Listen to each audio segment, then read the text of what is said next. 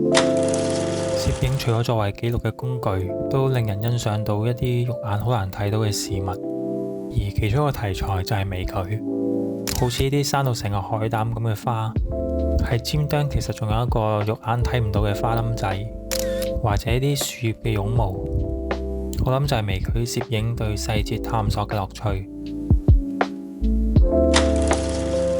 如果想影微距嘅題材，鏡頭需要比較大嘅放大率同埋比較短嘅對焦距離，可以考慮買入專用嘅微距鏡頭。如果只係想體驗一下，唔肯定應該花錢投資，我諗最好嘅方法就係買微距環啦。微距環可以拉近最近嘅對焦距離，價錢都比較平。我嘅 Faltros DGX Preset 30自動對焦嘅功能依然都可以正常運作，所以個人覺得係好值得入手嘅。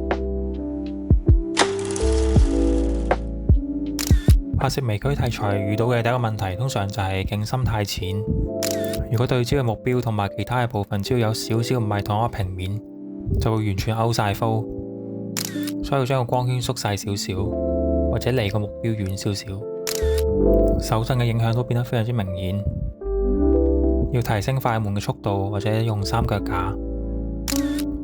微距成日拍嘅題材好似植物咁，因為風吹而不斷抖動，啲昆蟲又飛得好快，所以要有佢提升快門速度，最後就變到快門速度好快，光圈又好細，然後 ISO 就變到好高。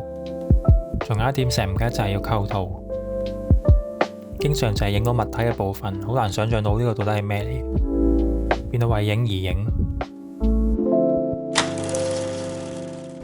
喺樓下公園影咗一次，累積咗啲經驗。今日再同大家一齊嚟香港公園，一齊影微距。室外嘅風太大，去溫室度練習一下先。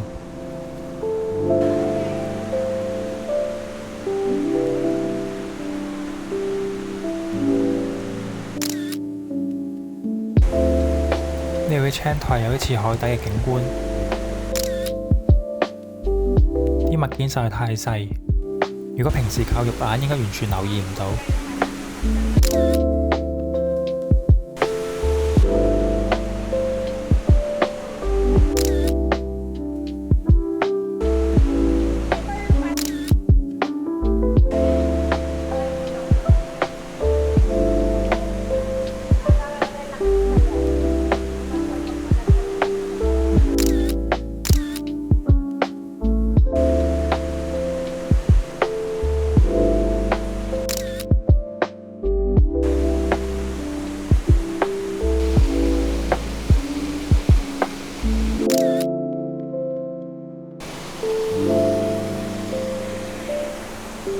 去到室外，少少嘅風就令到啲植物係咁搖嚟搖去，但係因為光線更加充足，所以 ISO 可以調得比室內更加低。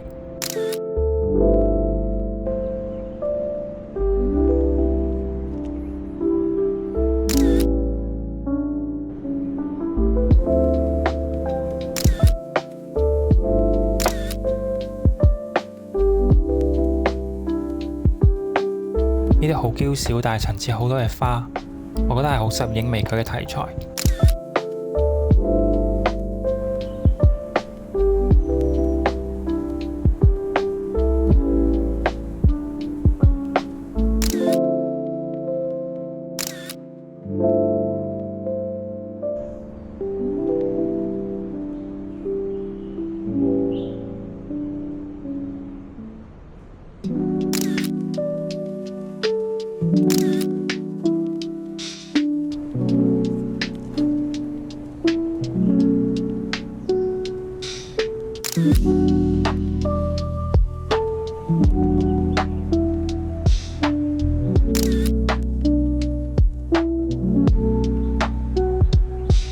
如果單純影花籃嘅部分，好難影得有美感，所以成朵花咁影比較容易構圖。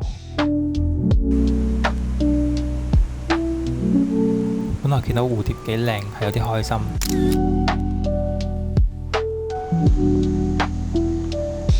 但係放大張相可以見到蝴蝶個嘴上面有一堆寄生蟲，搞到而家對蝴蝶有好大陰影。